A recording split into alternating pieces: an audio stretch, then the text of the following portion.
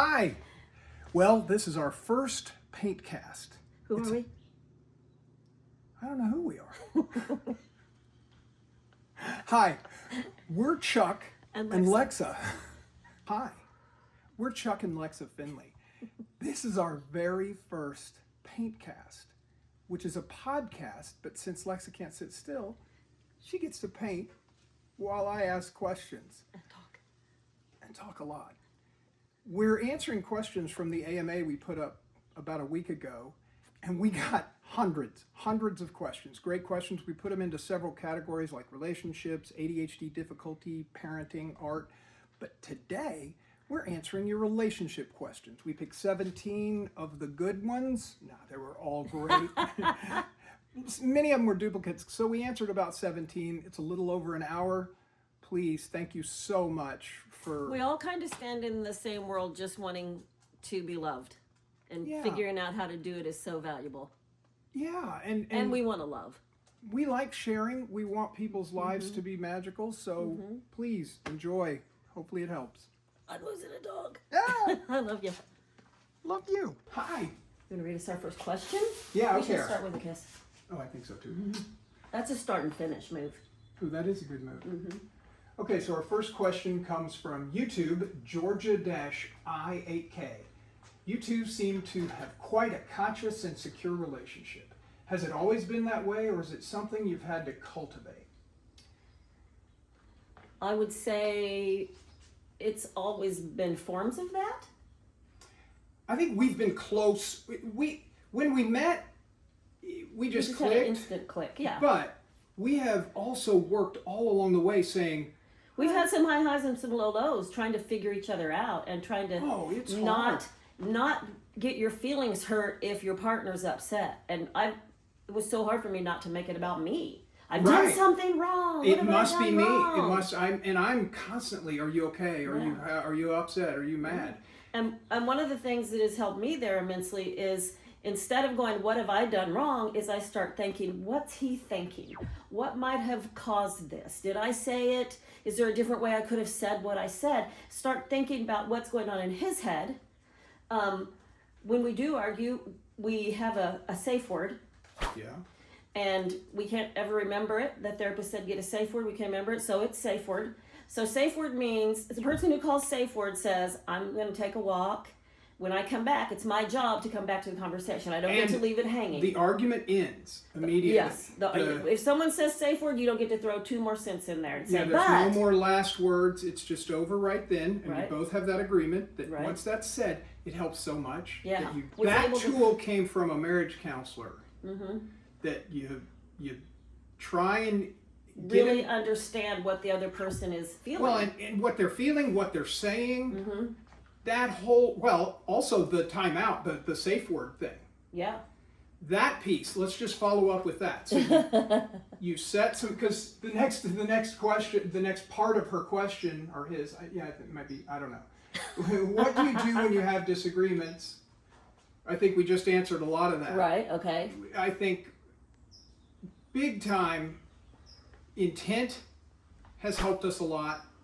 As we go, I realize you are not intentionally. If anybody out there is intentionally being mean to their partner, you need to take a look at yourself because that's never okay. Yeah. Ever. That if you are intentionally being a mean person, if you want to change, realize that is a habit that you have formed over time, and that, like all habits, if you recognize it, take tiny steps to kind of undo it, you can turn it all around. Learn empathy, learn kindness. It is not unattainable. It is totally attainable. I believe we all come in pretty happy and nice. We train ourselves through this world to be angry people, and I think we can train ourselves back. And we never, ever, ever, ever, ever go to bed angry. That was a gift from my parents. They had a rule that they never went to bed angry. So that means you work out your disagreement. And that brings up a great point, which through the years we've had plenty of people we've counseled with, talked to, given advice to, and one of the things we advise against is the silent treatment. the So days or weeks damaging. or even months, depending, That is so damaging. without talking. Is And that considered abuse? I'd heard that's considered abuse. I think so. It's definitely a form of mental abuse because Yeah. you're in this relationship. You're You're having all the expected- control. Yeah, you're expected to communicate, and if you're not communicating, there's so much Yeah. building up. Yeah, the other person is making you a bad guy. You Well, should both be of you talking. are. Anytime there's silence, Yeah, that's that's why true. the one night, you don't sleep till you've worked through it. And sometimes you stay up super, into the dawn working it out. But the big thing is, the next day is a reset. You've Right. worked it out. Right. Let go of all that crap. Because holding that is just wasting your energy. Yeah, it really is. It You could be is. doing fun stuff with your Well, and the relationship is supposed to be going upward. If you're holding these month-long, silent things, you're festering a wound. You're just making, I agree with that. ammo, evidence for the when should I leave. So that's that was a long one. That was good questions, Georgia. Thank you. I'm going to start a big timer. Just Woohoo! come on, What does that dudes. even mean? Well, just to see how long we get in these, if they are close to 20 minutes. So here's question number 2. Did you feel like, final part of that first question. Oh, okay. Were you diagnosed as an adult or as a Oh. child with ADD/ADHD? So I'll take that one. And I'm Yes, probably please. rocking the crap out of this camera. Both of us as adults, me at 38, Lexa at 54, right? Somewhere around there. Yeah, in her 50s. But women typically are harder to diagnose because everybody expects the boys to be rambunctious and, impulsive. We're But- quieter, impulsive Yeah. sometimes. Not Well, I always. think you're taught to mask all Sure. the symptoms. You're expected to act a certain way. I have while boys can be wilder. My sitting still so that I can occupy my mind when I have to sit still is tapping on my fingers, and I count to 8.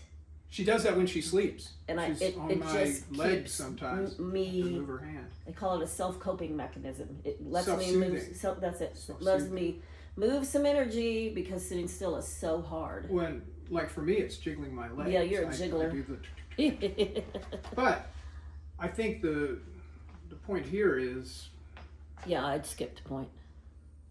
I forgot what point we were making Go anyway. back to your question. That could help us. Oh, diagnosis kids. Ah! We were both diagnosed as adults. So There you go. The diagnosis was massive for me. We'll talk more about that in the ADHD questions. World. But Yeah.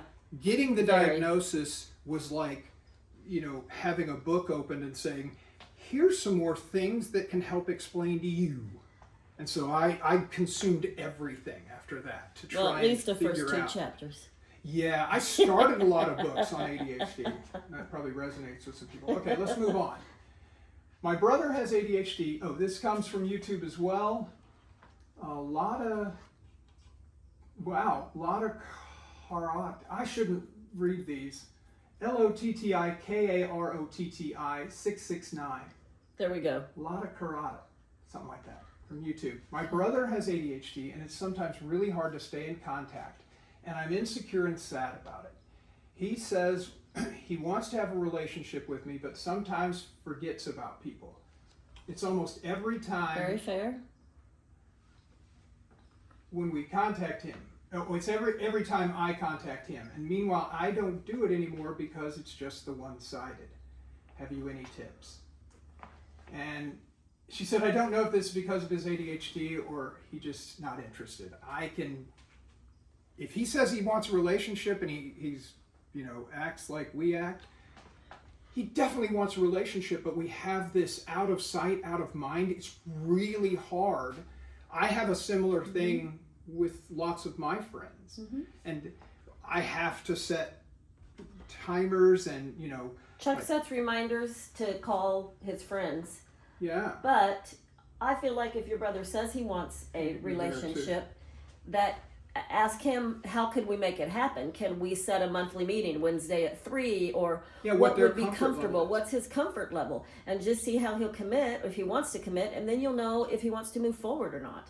That's good advice. Because first of all, finding out what his comfort level is at Yeah. a relationship. Because I'm like 10 minutes of talking and then I'm done.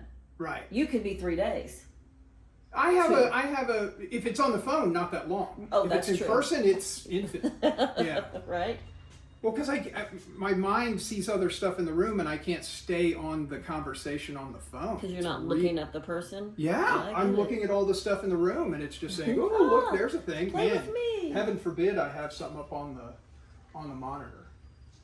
So I think there we've got, you know, he probably does want a relationship. It is very hard for, like, you're much better than me as far as bringing people back, bringing people up. I literally have to set reminders in my phones. They're important to you. Yeah. Very important to you. They're and you're super always so important. tickled when they call. Right. You. Yeah. And, you know, Yeah. it's just You're my brain you're never, in somewhere else. my brain doesn't remember that I'm supposed to get my oil changed or anything. You know, any of the things that would Important normally stuff. come You don't up. even always remember to eat No. because you're focused on what's I right can be in front the of middle of a shower and forget where I'm at and, you know, go, well, I'm going to start with the shampoo because I don't remember if I've done it yet. It's crazy. So, okay, let's move on. Question number 3. When you get stuck in the, I've got to read the person. This is from Drake and Song on YouTube. Oh, First forum. YouTube's winning. Yeah. When you get stuck in the mundane day-to-day, how do you keep your relationship together, special and full of life? Ooh, that's a good one. And I think this is important. We, for a long time, have found saying I love you at every opportunity. To each other and our friends and family. We say it to a lot of people, but I think it's important to, I always say, don't make people guess. Right. Help them know how you feel about them, you know? You got neighbors you love, tell them you love them. And it's not a word that should be avoided. It should be, you know, used with care, but you tell people you mean a lot to me with that word. Yeah. And we have, our entire relationship together, have said that a lot, mainly because my parents did it all the time. Yeah, they I did didn't it the ever. same way. I didn't ever hear it. Right. Right. So I think I said early on, I want that. Right. Are you okay with that? And you were like, Yeah, no, I want it baby. too. So that, and we have always found reasons to be affectionate. We have code words, I'll call them, that we, if we hear it throughout the day, we find reasons to kiss. Yeah. And find reasons we get to kiss. If you say the word bougainvillea, Woo. it's a rule we have to We kiss. should have gone with peanut butter. Oh, that would have been a good one. You say that a lot. But just a few words that we have that if you say Caligula, Okay. just fun words that, I don't know how that one comes up very often, but the other one does. But also at certain times of the day, we've built in rules that help us stay affectionate. We like each other, but every day we try and renew that spirit. Yeah. We, you know, kiss. And I try and think Try and kiss passionately. what That was would a good excite. Oh, kiss passionately at least once a day. I try and think of things that would excite you. Like, you know, just something to little things like I'll get you something to drink. Or leave notes. We're good We about do leaving notes for each other. Yeah. We write on the mirror with whiteboard markers. Mm-hmm. We leave notes in anything the other one might open up.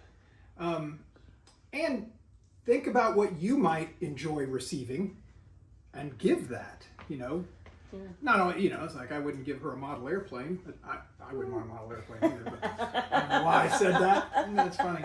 Okay, let's move on. Next question.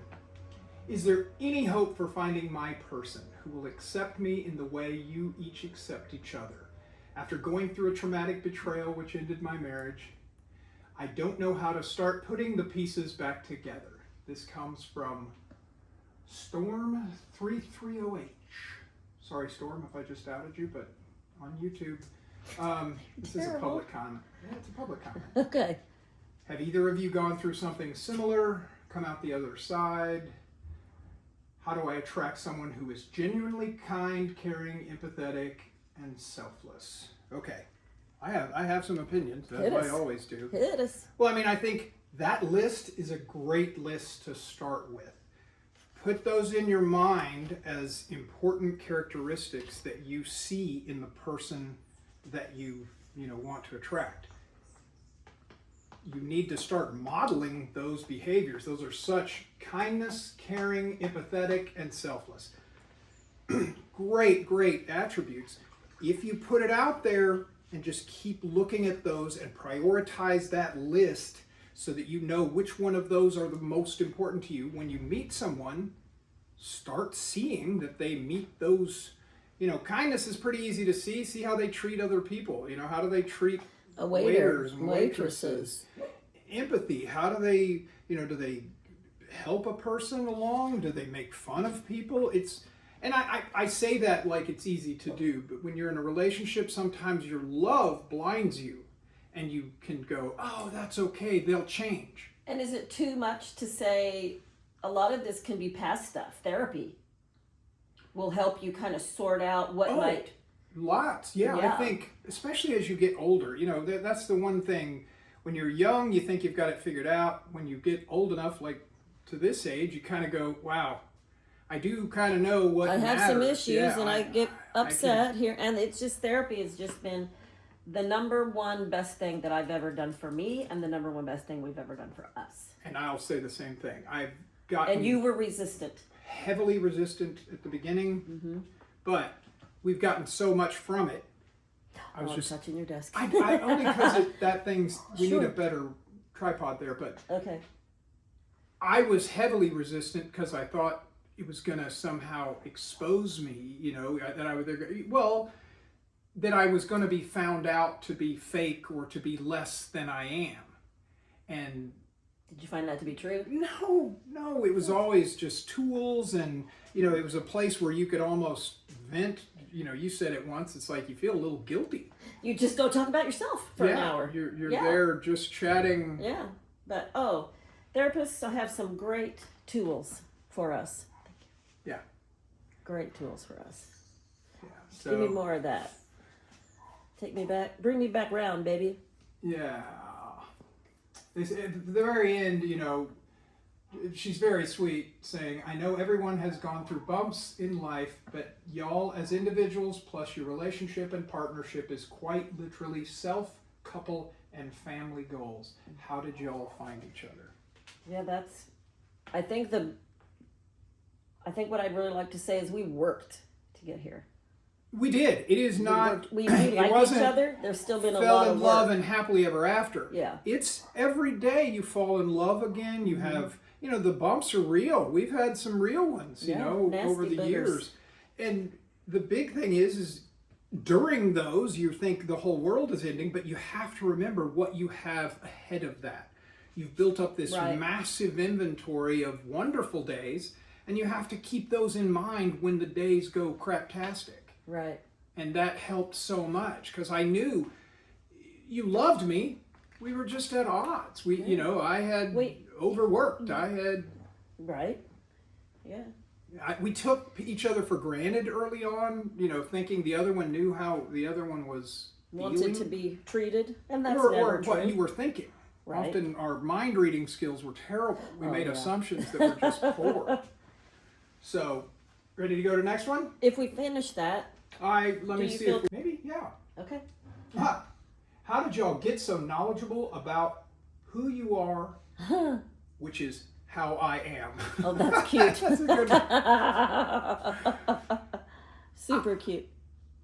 For me, my best advice came from the doctor who first diagnosed me with ADD. Yeah. Mm-hmm. And I said, is this curable? He said, no. I said, what do I do? What do I do? And he said, well, there's medication that could help. We'll start you with that. He said, but my best advice is learn as much as you can about this disability. And you did. It's funny that this disability, to me, it's not a disability. It's just the a different way wiring. My brain works. Yeah. And it's just different. I agree. And it's I think everybody's brain is different. Mm. We just typically fall outside of, like the ability to pay attention in class, or you don't have to bug. Stinker. I am a stinker. How about you, Lexa? I know I've studied a lot. I've studied through you because what you read, I read. Yeah, you don't. Because Chuck likes to tell. I'm so sorry. That's just a habit. I know. And I don't know. I keep wiggling his desk but if you wonder what's happening here. Oh, it's break time. We'll skip the break. Woo! Oh, you pushed the button to skip the break? Yep, that's the skip break. Good. I was saying, what was the question again? You said you learned because I learned. You teach me. And yes, I'm. And I share with what I learn. You're just more I well-rounded. tend to share a lot more. I'm a little well-rounded. well-rounded and a lot blabbier. Okay, you want to hear another one? Yeah. For each of you personally, what manifestation of your ADHD has been the most difficult to deal with, control, or work through? Mine is impulsive behavior, being distractible, and I interrupt people. I, impulsively talk for hours, and I am distractible as heck during unless I have a timer going. Even when I have a timer, if I'm not. Can I add to yours? You can totally pile on. The snap to anger. Yeah. Which you have really managed so well lately. I'm so proud of you. And I realize you don't realize you're getting upset. I'm overwhelmed in my head kind of all the time, and you don't realize that. No. You're just constantly going, because you're not getting stuff done. Mm-hmm. And so it's really easy for someone to add one more marble to the pile, and you're like, oh, that's it! And you're like, all you did was say, hey, honey, would you like sausage or eggs? I can't take it! No more decision! Yeah, you've done great. Mine would be forgetting things, like especially when I let people down if I forgot something. Oh, I hate that. I think that's at work, you hardest. forget a meeting and just you feel so embarrassed. Embarrassed. I don't really feel embarrassed about it anymore. I just feel really bad if I don't show up for somebody that I said I would. Agreed. And I've started saying, hey, this is really important to me. Would you remind me? And I didn't read who that question came from. The knowledgeable question came from Nikki Thompson, 1977, on Instagram. Instagram's in there. Woohoo! And what was the hardest part? See, we didn't talk about you yet. Yeah, forgetting. Oh, forgetting. That's right. But what else would you add to that for me? I would say impatience. Yeah, impatience and impulsivity kind of go together. Okay, next question. I scrolled down instead of up. So I live with someone who can be just as impulsive as someone with ADHD appears to be, and some days it feels like I can't not make her feel bad for being herself. I am an extremely analytical person. So she forgets things a lot. It's always just a bunch of little things. How do I help her with this? My brain doesn't work like this. So I can't comprehend how she forgets these little things all the time and why it seems like she can only recall a certain number of things. Man, so many layers there. Yeah, well, first off, ADHD is a memory disability or, disorder. Right. So, I have no working memory. You can tell me something and in a few minutes it's gone. Yeah. I mean, it'll come back around later.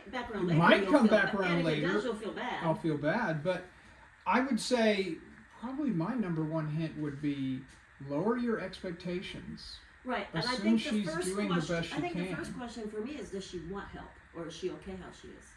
Yeah, that's a great one. You're very good at remembering the other person's feelings, being empathetic and if she wants ready.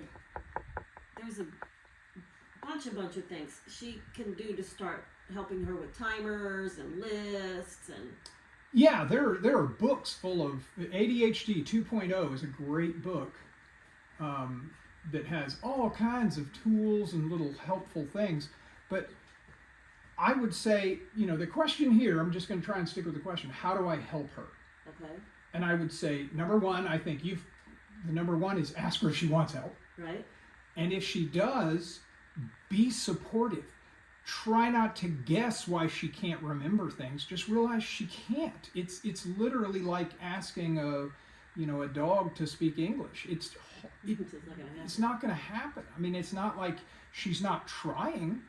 It's just it doesn't stay in. So I would say.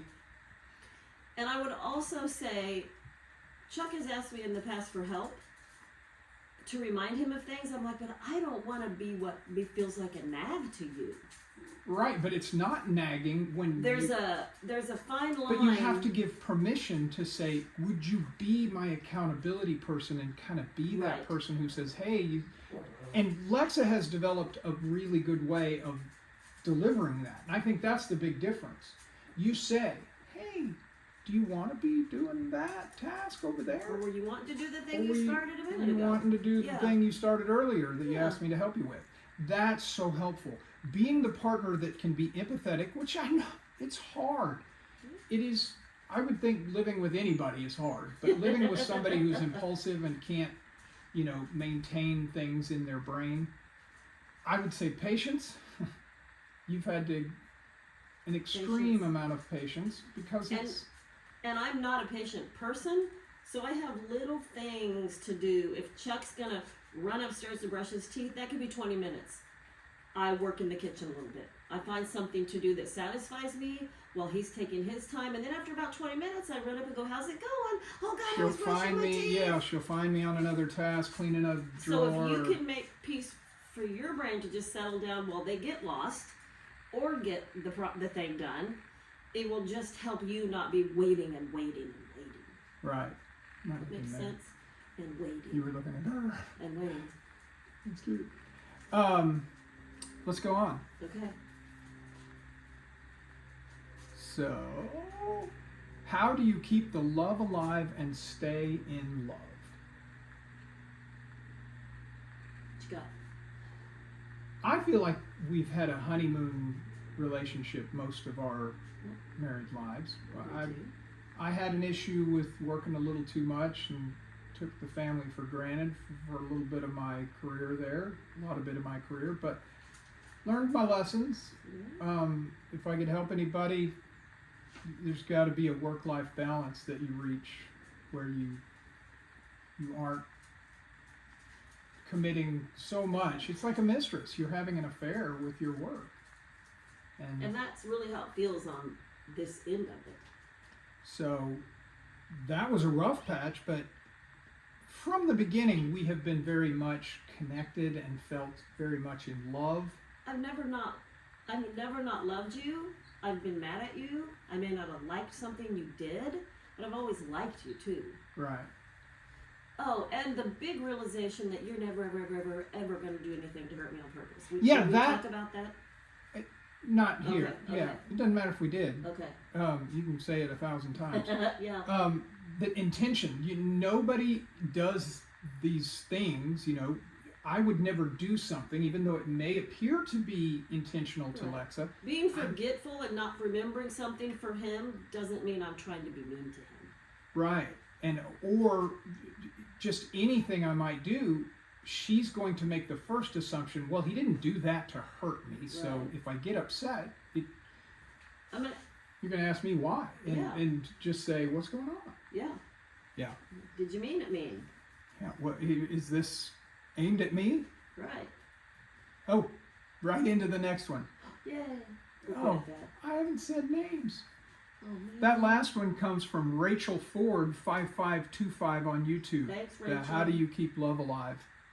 And the one about Quinn before, that was Seneca Eagleheart on YouTube. What a great name. So right now we're, knickknacks in nature. Knickknacks in nature. Oh my gosh, cute. Got there. That's on YouTube.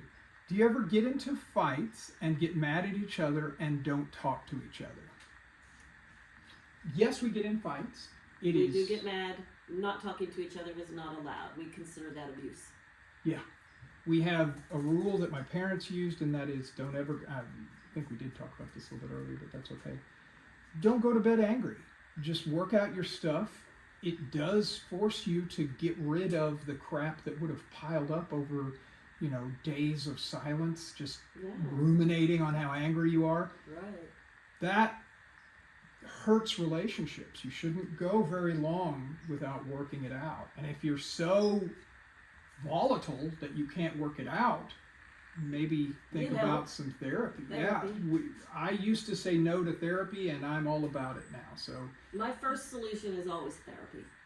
Yeah, it can be so helpful because they just are there with tools.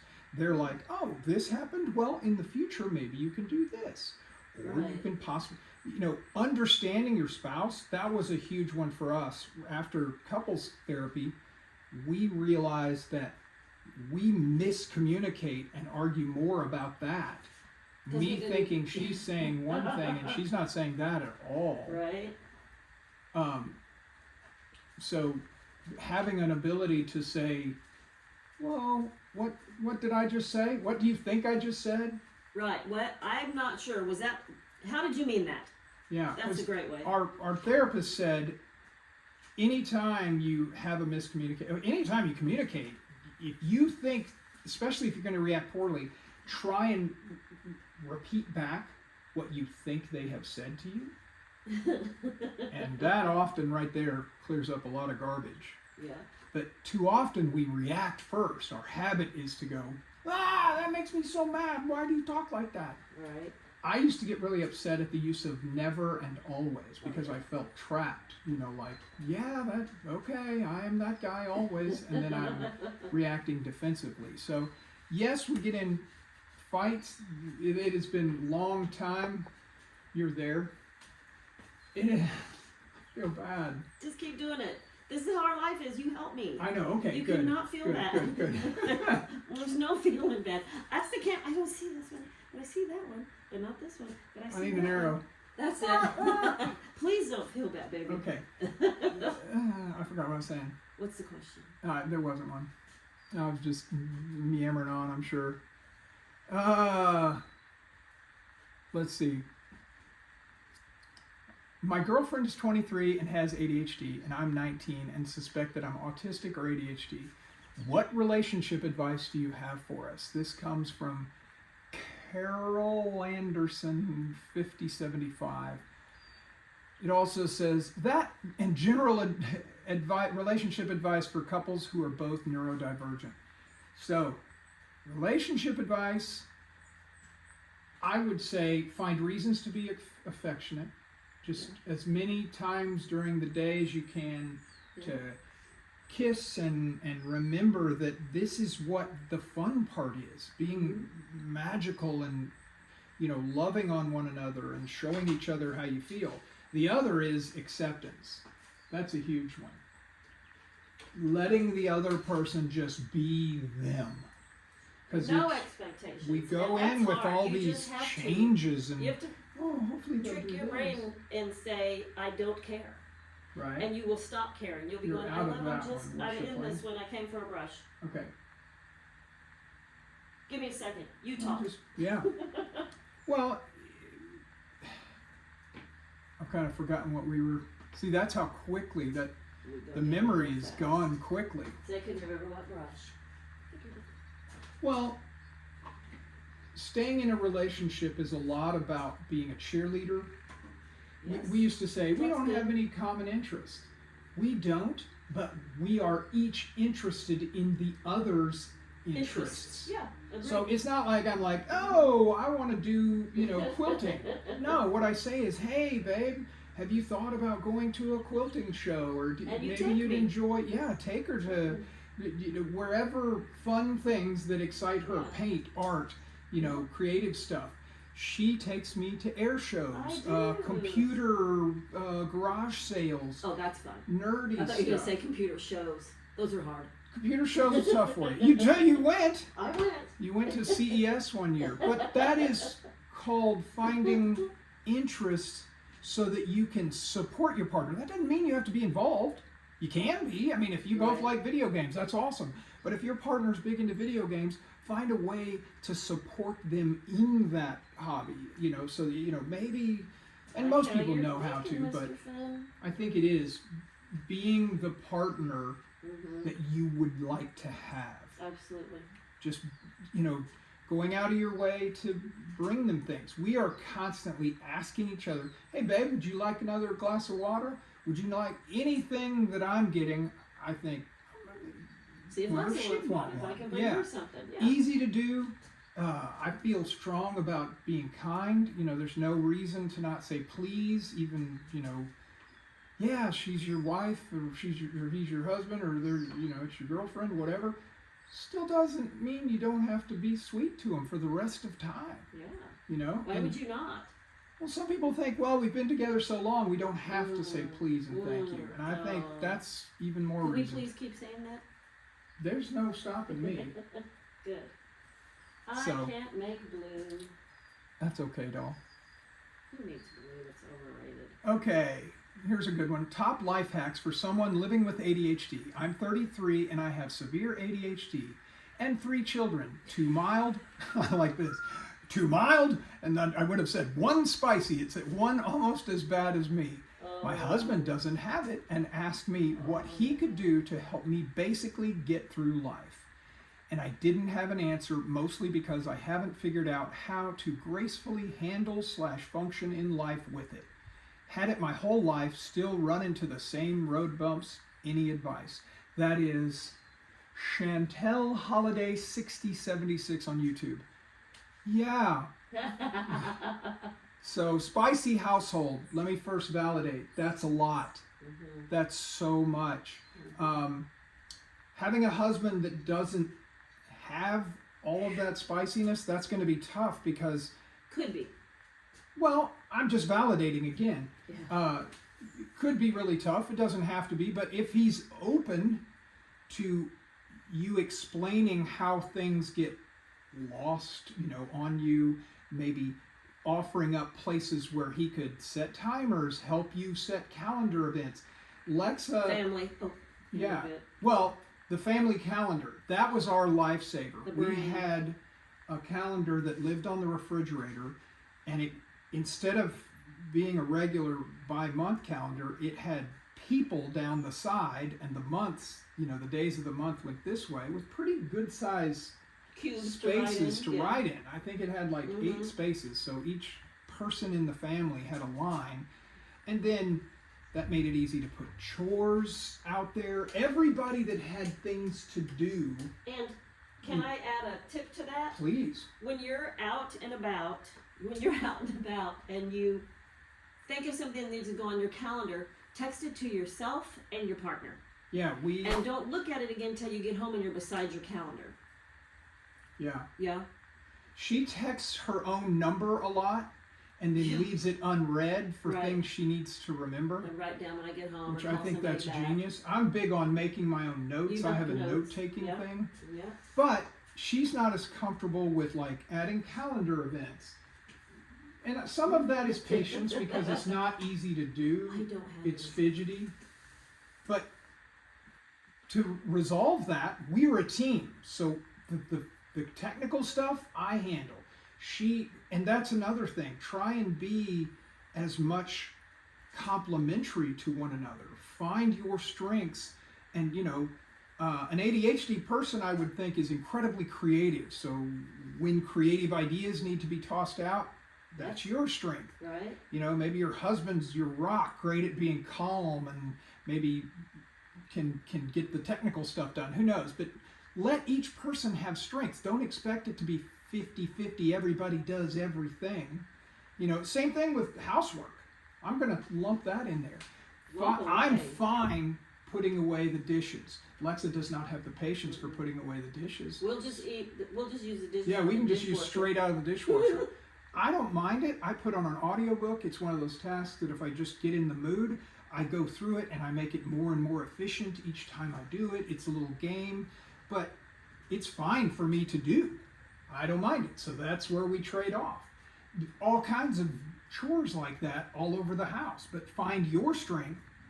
Say, I'll do these in lieu of you doing those for me. And it works works. out. Yeah. How was that? Super duper. You want to move on? Yeah, you ready? I know, right? How do I communicate to my fiance? Oh, I'm going to say it first. Well, Haley Sidoris, yeah, 1842 on YouTube. How do I communicate to my fiance to help him understand how to not be frustrated with my inability to conquer what he's asked me to do in one day?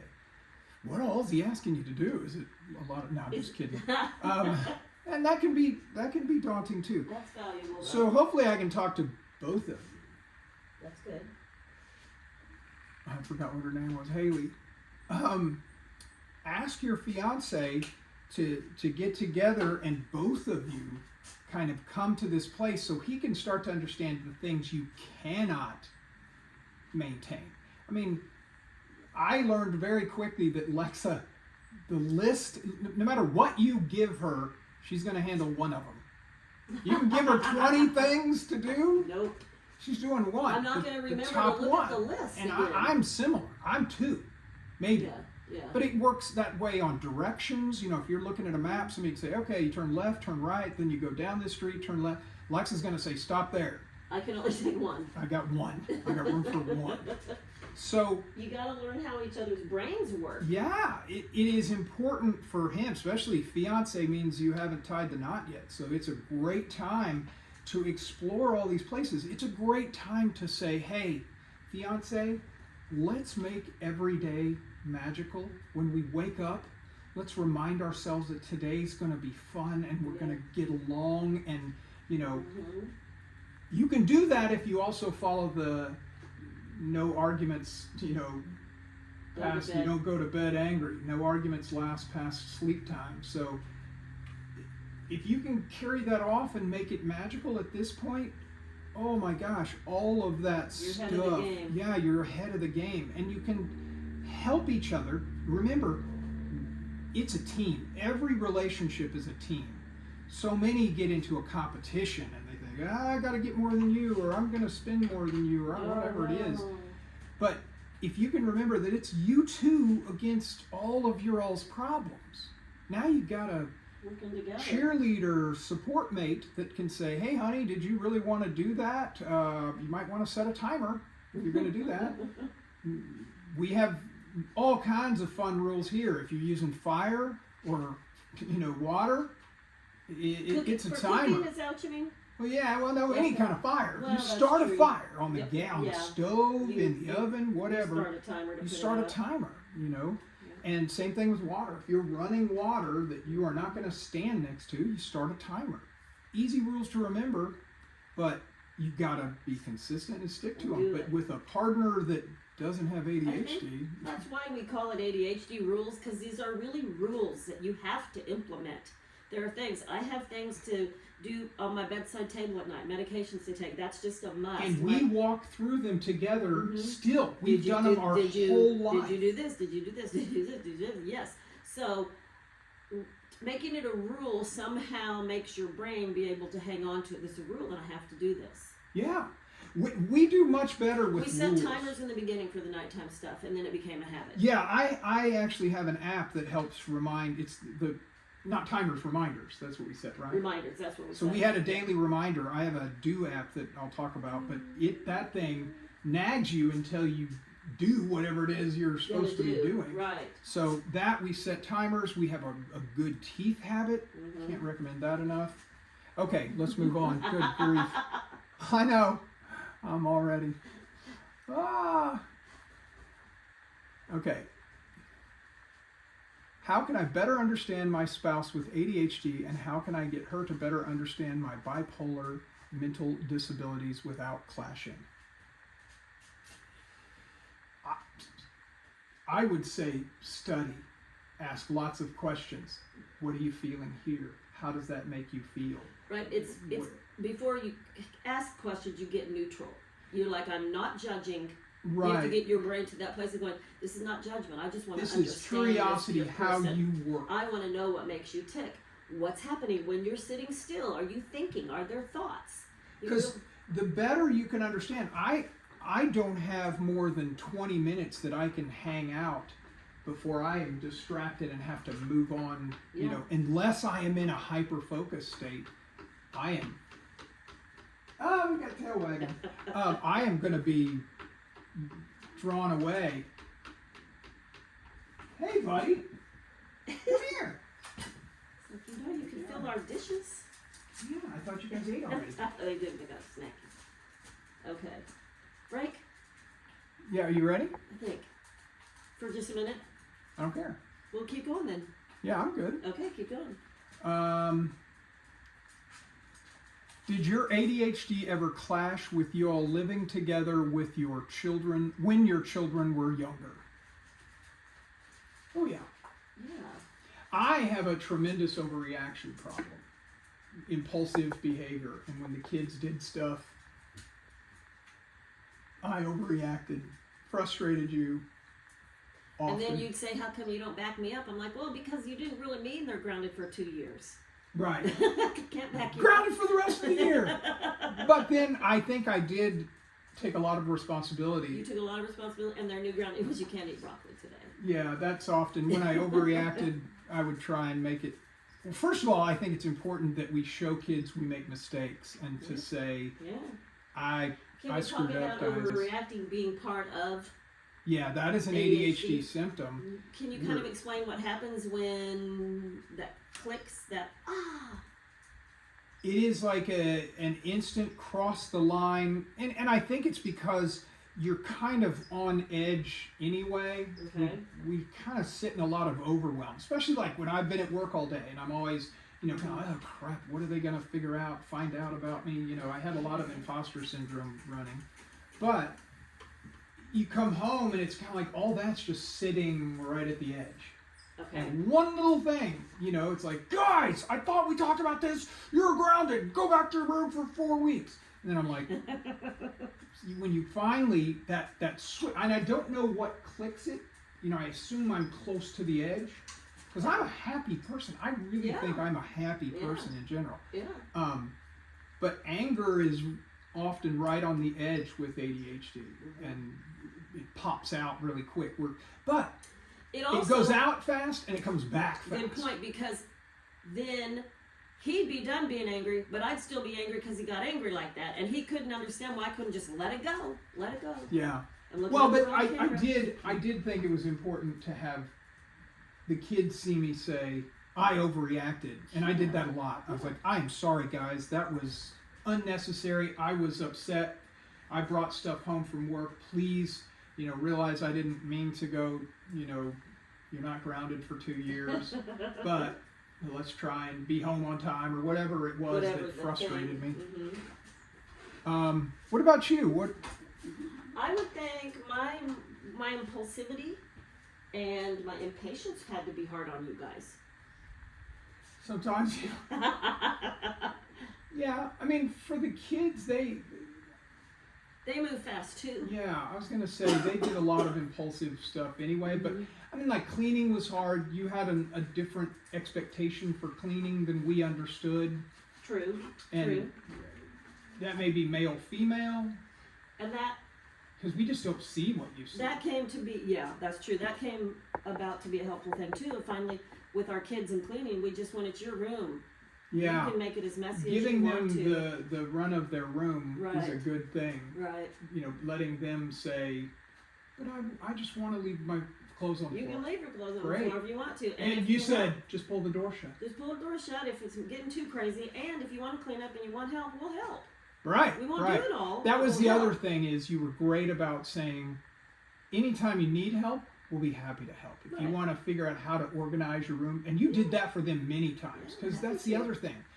We get piled up and I can't ever see the way out. I call it the messy garage. I can't go back in there to organize it. Because it's just too much. Lexa has a very good, let's just do one thing. That's my impulsivity. Let's go! Yeah, get in. And it's a superpower, and it is one of those, oh my gosh, it's helped so many. That's one of the things that's a joy to my form of ADHD. Yes, the organizational skills. And you have helped so many people with that. So, okay. Next question. How did you learn to be so loving and gracious with each other, or were you both raised to be that way? My husband and I both came from very critical families, and so unfortunately we've carried it into our marriage and parenting, but we want to change! Exclamation point. Woo! Good. Change is always possible. There's half the battle. You are, the fact that you're interested in change means you will start to recognize the places that are, critical and, frustrating. But I was raised in a very supportive, loving household. Not understanding that I had ADHD, but just that I was this hyper-curious kid. And my parents were very, very supportive. If you're going to come in, I'll come all the way. No. I wasn't in a loving home at all. And I hope it's just my nature to be a caretaker You have It's such a just- motherly instinct. It's just But part of me, you saw my family and said, and I love that. I want that. Yeah. Yeah.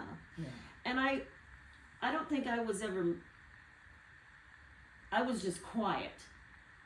Yeah. Well, I think you were told to be quiet. Yeah, because You were I was a lot. You were I know. a boisterous, when you were around me, that was the thing that was so surprising. When you were in public, you were very quiet and withdrawn, and I barely knew you existed. Just thought you were so cute. No.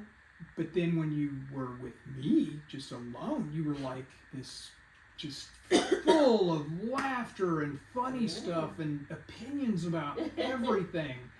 You just didn't say it out loud very often. Yeah. So, how to change is the big question there. It is, yeah. You want to change. Making a determination, I would suggest a book called Atomic Habits. What do you got? You need water? A book I read called Atomic Habits, because everything we do, every decision we make all day long is truly based on habits. Yeah, we're good people under all that. Everybody I don't is. think anybody is. Yeah, Maybe so- there's a few innately evil people, but But we develop kind of negative right. pathologies where things may have happened to us traumatic as a child, and you just develop this kind of reaction to Right. things that's negative. That behavior can be changed, and part of it is identifying that you want to change it, and then finding triggers that make it happen and eliminating those. You start to find them and say, okay, when that happens, I'm going to respond differently. Right. And starting that, yourself. that's acceptance. Because at first, when you're with someone, no matter what they do, squeezing the toothpaste in the middle, needing to dance at 2 o'clock in the morning, or whatever it is, could be frustrating. But that is the part where you're just, so many people say, how do I get them to change that? And that's not the answer. You can't. You only control one person ever. In a relationship, the responsibility is on you to control you and try and be empathetic to the other person such that you don't, trash their vibe, that you And don't I get think on top back of to it. their question of how to change, they want to do it together so they can help each other. And That's- maybe they need that's great. a safe word when they're going down that road that doesn't flare them up. Right. So that we have one. I am an over-explainer, as you probably have already noticed. But for Lexa, sometimes that's too much. Her brain is done. What you said it recently. You said my brain's full up. It's full. I just need room to have my own thoughts. Yeah, that was it. Yeah. And I get it. My need to continue talking is weird. I don't know why it happens like that, but we have code words that she can say, Einstein. and that means, okay. I don't get defensive. I don't go, you don't want to hear my drivel? But that way she can say, hey, I think I'm good. Finding places where your kids can do that too. Living in a spicy-brained household, physical activity is our number one recommendation. Get the kids something they can jump around on. Little tramps. We had a big trampoline. Big swings. Insurance doesn't love it, but Get a the safe movement is so good for our brains. And food.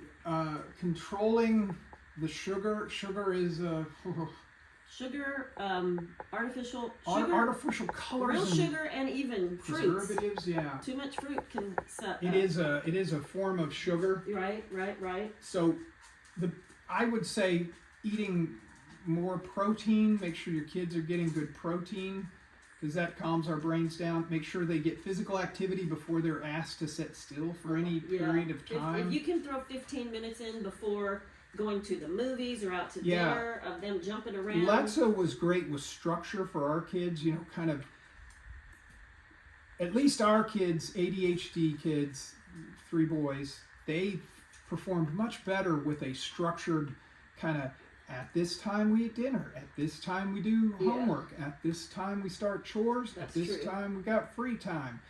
With TV and electronics, we had a sign-up sheet You had so many hours a week you could control the TV. Each person got a block, and they, if they wanted the same block, we had a lottery. It was a lot of just make things as plain and rule-based as you can. It wasn't a free-for-all. That makes sense in our brains.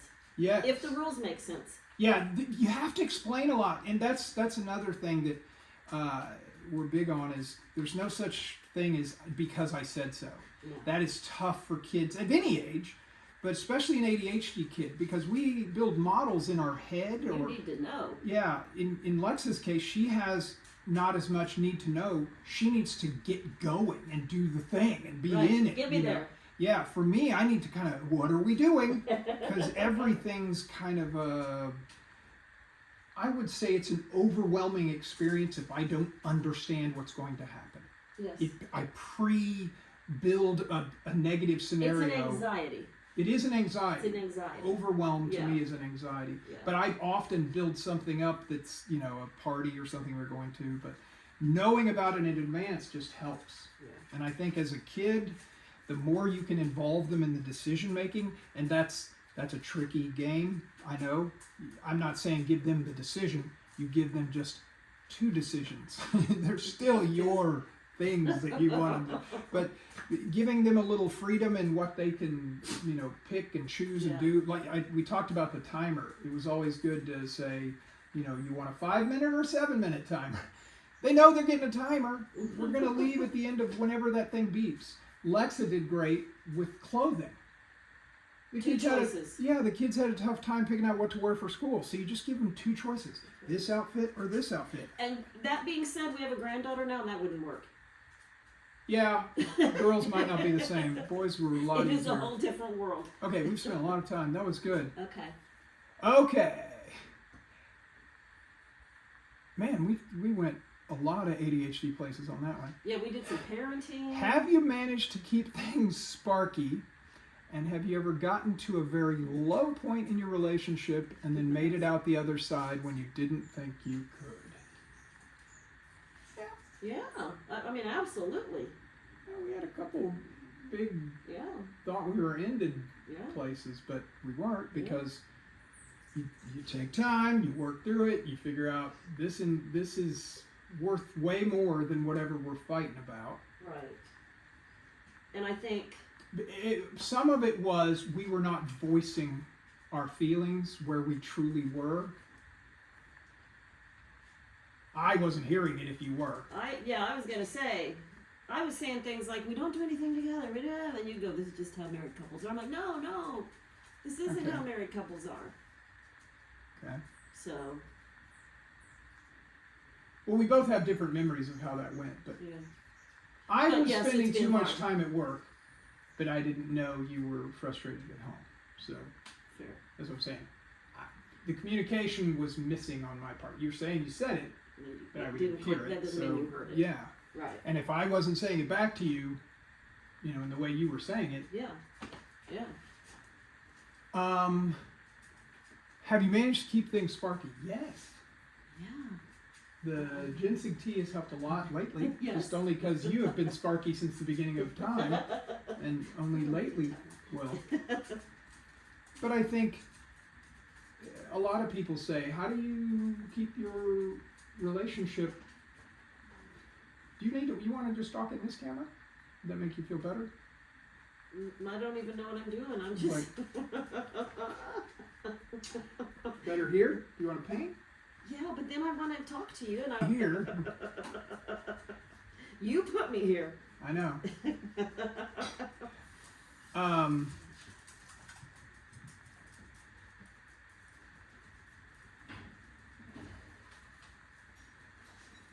Just so you know, we're on camera, Taz. You're on camera. We don't promise to blur anybody out. Yeah. It's too much work. We hope you can walk backwards. Yeah. Moonwalk out. There it goes. Nice. Well done.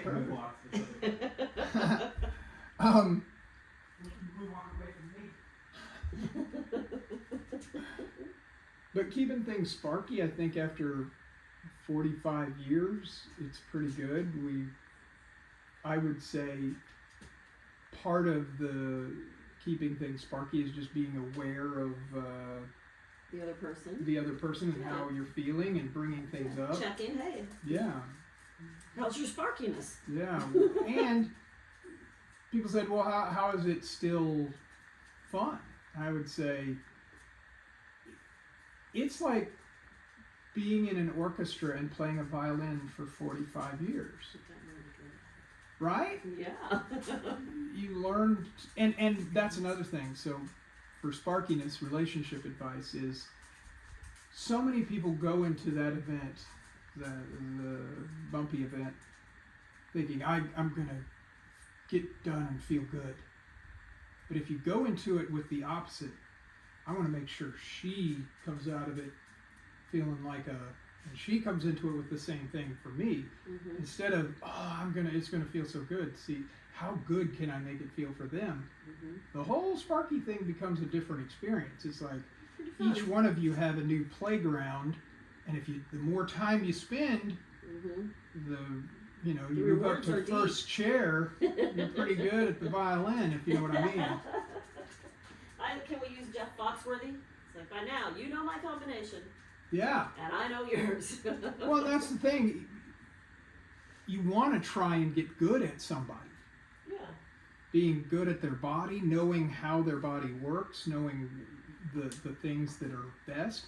And I have to say, being willing to listen and say, let's try something new, and you find new ways still even today. Yeah. So, Sparky is good. Yeah. Even at 64. Yeah. Now this is interesting. What is the language looking like? I can't say don't do this because this is what gets done. How do you speak to each other so that confusion or overwhelm is lesser? How do you give directions or set rules or boundaries? To each other?